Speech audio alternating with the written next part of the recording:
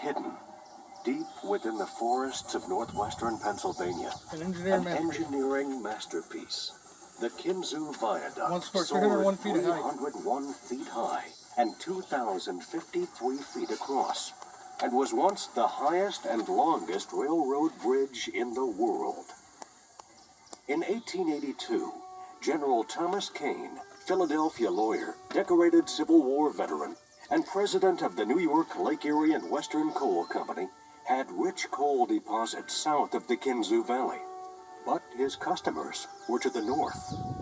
Kane needed to cross that valley, or move his coal by way of a long and expensive route around nearby mountains. Kane needed a bridge. Paris-born Octave Chanute, chief engineer for the Erie Railroad, rose to the challenge. The man who would later help the Wright brothers to fly had a bold solution, a bridge unlike any the world had seen. Chanute contracted the Pennsylvania firm of Clark, Reeves and Company to design and fabricate the bridge. Adolphus Bonzano designed a wrought iron bridge using his Phoenix column, an engineering breakthrough that enabled tall structures to resist vibration and buckling. The bridge was prefabricated at Phoenixville near Philadelphia and transported to the site for erection. Once the sandstone foundation piers were in place, 125 men completed the construction in just 94 days.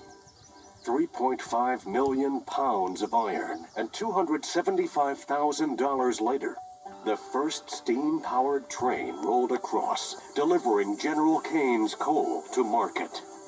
The viaduct was an immediate sensation. It stood 24 feet higher than the Brooklyn Bridge and became an instant tourist attraction. Walking out on the bridge was the next best thing to flying.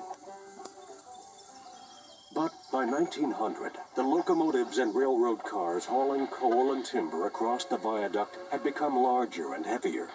A stronger steel bridge was required. Using 6.7 million pounds of steel, held together with 895,000 rivets, workers erected a new bridge to replace the original. 2 timber travelers worked toward the center, demolishing the old iron towers one at a time as the new steel ones were hoisted into place.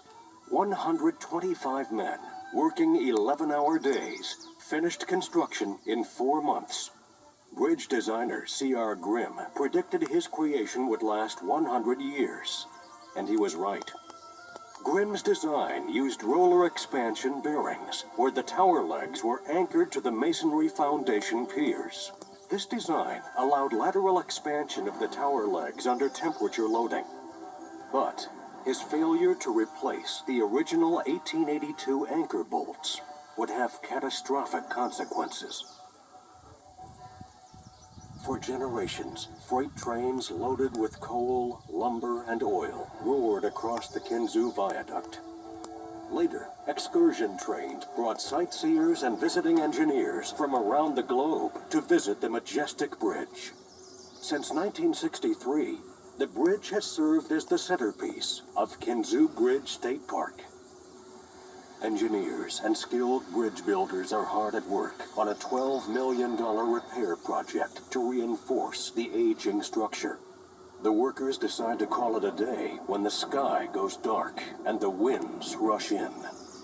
An intense system of severe weather is moving into Pennsylvania from Ohio along the north by northwest track at about 50 miles an hour, producing spiral bands of thunderstorms. At the rate these clouds are moving, there's the potential for serious damage.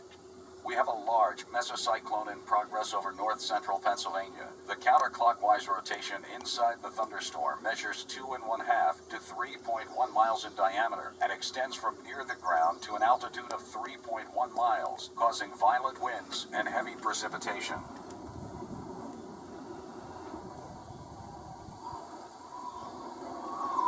A tornado tears through the forest, heading straight for the viaduct.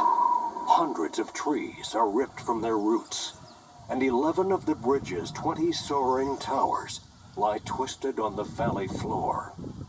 Engineers later confirmed that winds attacked from 3 directions, lifting the towers from their foundations. The original 1882 anchor bolts and the collar coupling assemblies, which mated the old bolts to the later 1900 construction, had failed.